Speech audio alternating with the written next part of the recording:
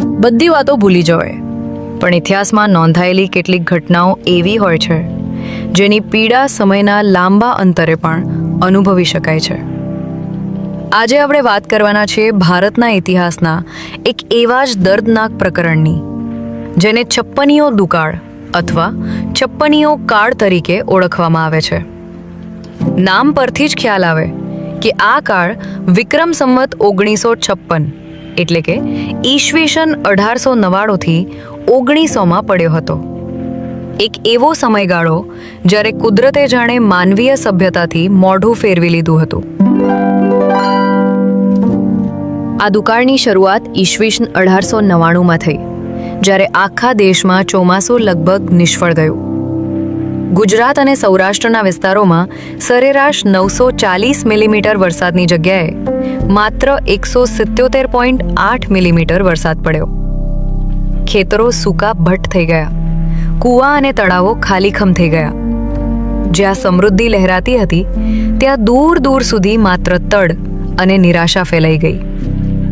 અનાજના કોઠારો ખાલી થયા અને પશુઓ માટેના ઘાસચારાની તો વાત જ શું કરવી. આ કાળમાં માત્ર વરસાદની કમી નહોતી, એ તો માનવીય અસ્તિત્વનો સૌથી મોટો સંઘર્ષ હતો.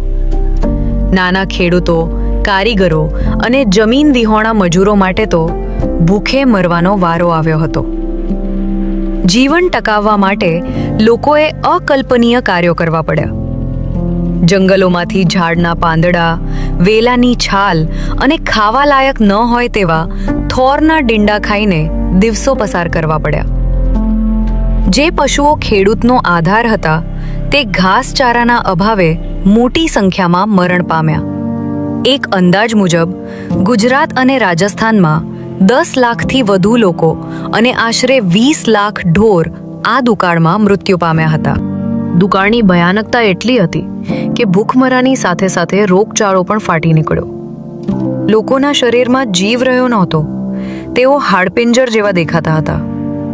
આ પરિસ્થિતિમાં નૈતિક મૂલ્યોનું પતન થયું.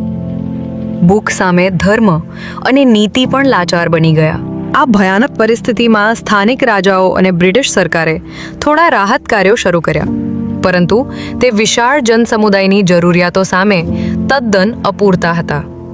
લોકોને કામ આપીને અનાજ આપવાના પ્રયત્નો થયા, પણ મૃત્યુઆંક એટલો મોટો હતો કે રાહત નહિવત લાગતી હતી. છતાં કેટલાક લોકોએ આ મુશ્કેલ સમયમાં પણ માનવતા જાળવી અને એકબીજાને મદદ કરી. આ ઘટના આજે પણ લોકગીતો અને લોકવાર્તાઓમાં જીવંત છે, જે તે સમયની પીડા અને માણસની મજબૂરીની યાદ અપાવે છે.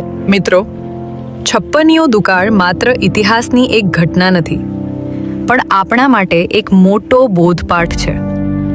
તે આપણને શીખવે છે કે કુદરતની સામે માનવી કેટલો લાચાર છે અને પાણી તથા અનાજની કિંમત શું છે.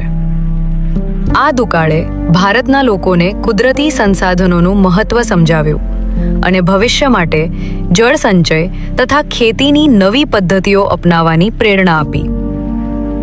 ચાલો, આજના સમયમાં આપણે પ્રકૃતિનું સન્માન કરીએ અને સંસાધનોનો બચાવ કરીએ, જેથી આવા કાળની કલ્પના પણ ન કરવી પડે. તો આશા રાખીએ છીએ કે વિડીયો પસંદ આવ્યો હશે